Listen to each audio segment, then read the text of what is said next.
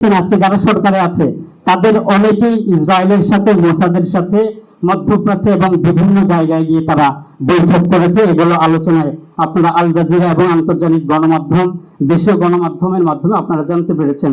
একটা গোষ্ঠীর ফ্যান্টাসি হচ্ছে তারা শিশুদের রক্ত দেখবে, মানে গোটা পৃথিবীবাসীকে সাক্ষী রেখে। এটা একটা ফ্যান্টাসি, যেভাবে এপস্টাইন ফাইলে আপনারা যেরকম ফ্যান্টাসি দেখছেন যে শিশুদেরকে জীবন্ত কেটে তারা খাচ্ছে, এইভাবে গাজায় সমস্ত মানবাধিকার লঙ্ঘন হচ্ছে। গাজার অবস্থা হচ্ছে এই। তারপরে বিশ্বব্যাপী জায়নবাদী আগ্রাসন। জায়নবাদীরা বাংলাদেশে তাদের কাজ কি? বাংলাদেশ সৃষ্টির সূচনার পূর্ব থেকেই জায়নবাদীরা তারা হচ্ছে মুক্তিযোদ্ধাদেরকে অস্ত্র, সামরিক এইড দেওয়ার প্রস্তাব করার মাধ্যমে জায়নবাদী আগ্রাসনের স্বপ্ন দেখে এবং আমাদের সেই মুজিবনগর সরকার তাদের এই প্রস্তাবকে প্রত্যাখ্যান করে নেয়। পরবর্তীতে বাংলাদেশ স্বাধীন হওয়ার পরে মধ্যপ্রাচ্যের প্রথম কোনো রাষ্ট্র, অবৈধ রাষ্ট্র ইসরায়েল, সর্বপ্রথম বাংলাদেশকে স্বীকৃতি দিতে আসে। আমাদের তৎকালীন সরকার পররাষ্ট্রমন্ত্রী খন্দকার মুশতাক আহমেদ ইসরায়েলের এই স্বীকৃতিকে প্রত্যাখ্যান করেন, জায়নবাদী আগ্রাসনের চেষ্টা। এরপর বিশেষ করে 1971 সালে পাকিস্তানি হানাদার বাহিনী যখন আত্মসমর্পণ করে, তাদের কাছে আত্মসমর্পণ করতে হিন্দুদের কাছে, এই ইতিহাস আপনাদের সবার জানা। সেই আত্মসমর্পণ করার যে মৌলিক দায়িত্ব যাকে দেওয়া হয় তার নাম হচ্ছে জেনারেল জ্যাকব। আপনারা দেখবেন আত্মসমর্পণ যে সই করে পিছনে একজন জেনারেল দাঁড়ানো আছে হাস্যোজ্জ্বল চেহারায়, তিনি হচ্ছেন একজন জায়নবাদী। জায়নবাদীরা তাকে সেখানে নিয়োগ দিয়েছে এই মেসেজ দেওয়ার জন্য যে মুসলমানরা হচ্ছে জায়নবাদীদের কাছে আত্মসমর্পণ করছে। এই মেসেজ দেওয়ার জন্য তাকে এই আত্মসমর্পণ অনুষ্ঠান বাস্তবায়ন করার জন্য দেওয়া হয়। পরবর্তীতে বাংলাদেশ স্বাধীন হওয়ার পর স্বীকৃতি দিতে আসে তারা, সেটিকেও প্রত্যাখ্যান করে বাংলাদেশ সরকার।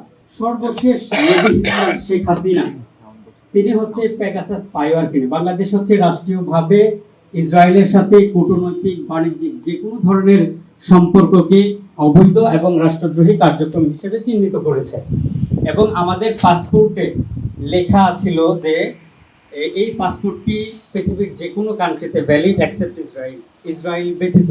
শেখ হাসিনা হচ্ছে ইসরায়েলের সাথে সম্পর্কের নরমালাইজেশনের ধাপ হিসেবে পাসপোর্ট থেকে এক্সেপ্ট ইসরায়েল উঠায় নেয়। তাদেরকে প্রশ্ন করলে তারা জবাব দেয় যে পাসপোর্টের আন্তর্জাতিক সূচকের মান বৃদ্ধির জন্য আমরা এই কাজটি করেছি। কিন্তু দেখা গেল পরবর্তীতে আন্তর্জাতিক সূচকে পাসপোর্টের মান 4 ধাপ অথবা 5 ধাপ কমে গিয়েছে। আরো এই ধরনের মিথ্যাচারের আশ্রয় নিয়েছে। পেগাসাস স্পাইওয়্যার কিনে এই ধরনের আধিপত্যবাদ, এই শেখ হাসিনার গণহত্যা, ধর্ষণ, জুলুম, নির্যাতন, দিল্লির আধিপত্যবাদ বিরোধী আন্দোলন সংগ্রামে যারা ভূমিকা পালন করেছে রাজপথে সর্বত্র, তাদেরকে জুলুম করার জন্য এই পেগাসাস স্পাইওয়্যারের সাহায্য নিয়েছে। এই সরকার পতন হওয়ার পর এখনো পর্যন্ত পেগাসাস স্পাইওয়্যারের বিরুদ্ধে কোনো ধরনের অনুসন্ধান হয় না। এটা কিভাবে নেওয়া হয়েছিল, কারা নিয়েছিল, তাদেরকে কোনোভাবে বিচারের আওতায় নিয়ে আসা যায় কিনা, এই প্রযুক্তিটা আসলে বাংলাদেশের জাতীয় নিরাপত্তাকে ট্র্যাকিং করছে কিনা কোনো ইসরায়েলি অথবা অন্য কোনো রাষ্ট্র, এটা নিয়ে কোনো তদন্ত এখনো পর্যন্ত হয় নাই। বিশ্বের বিভিন্ন জায়গায় তাদের হচ্ছে পবিত্র স্থান আছে, এর মধ্যে অন্যতম হচ্ছে মসজিদুল আকসা, অর্থাৎ রাম মন্দির। এই বাবরি মসজিদকে যেমন ধ্বংস করে রাম মন্দির নির্মাণ করা হয়েছে, জাতীয় হিন্দু ঐক্যজোটের মহাসচিবের বক্তব্য জনসম্মুখে তাদের ভীষণ হচ্ছে মসজিদুল আকসাকে আর তাদের পুনরায় হচ্ছে মন্দিরে রূপান্তর করা। বাংলাদেশের সূচনা জন্মের আগ থেকে জায়নবাদী আগ্রাসন আছে। হিন্দুত্ববাদী এদেশে ভারতীয় আধিপত্যবাদ কায়েমের সবচেয়ে বড় একটি হাতিয়ার হচ্ছে জায়নবাদী আগ্রাসন। আমাকে অনেকে প্রশ্ন করে, মাহিন ভাই, দেশে এত সমস্যা থাকতে আপনি শুধুমাত্র ফিলিস্তিন জায়নবাদের বিরুদ্ধে কথা বলেন। আমি বলি সমস্ত সমস্যার মূলে কলকাঠি নাড়ে হচ্ছে এই দিল্লির আধিপত্য, এই হেজিমনি এবং হচ্ছে ইসরায়েলি জায়নবাদ। আমরা যদি এই পয়েন্টটাকে চিহ্নিত না করি, এই পয়েন্টের বিরুদ্ধে যদি দৃঢ়চিত্তে কথা না বলি, সংগ্রাম না করি, তাহলে এই বাংলাদেশ কখনোই পরিপূর্ণ স্বাধীনতা লাভ করবে না, করতে পারে না। আপনারা দেখেছেন আজকে যারা সরকারে আছে তাদের অনেকেই ইসরায়েলের সাথে মোসাদের সাথে মধ্যপ্রাচ্যে এবং বিভিন্ন জায়গায় গিয়ে তারা বৈঠক করেছে। এগুলো আলোচনায় আপনারা আল জাজিরা এবং আন্তর্জাতিক গণমাধ্যম, দেশীয় গণমাধ্যমের মাধ্যমে আপনারা জানতে পেরেছেন। আমি তাদের নাম নিতে চাই না, তাদের বিরুদ্ধেও আমাদেরকে সোচ্চার থাকতে হবে।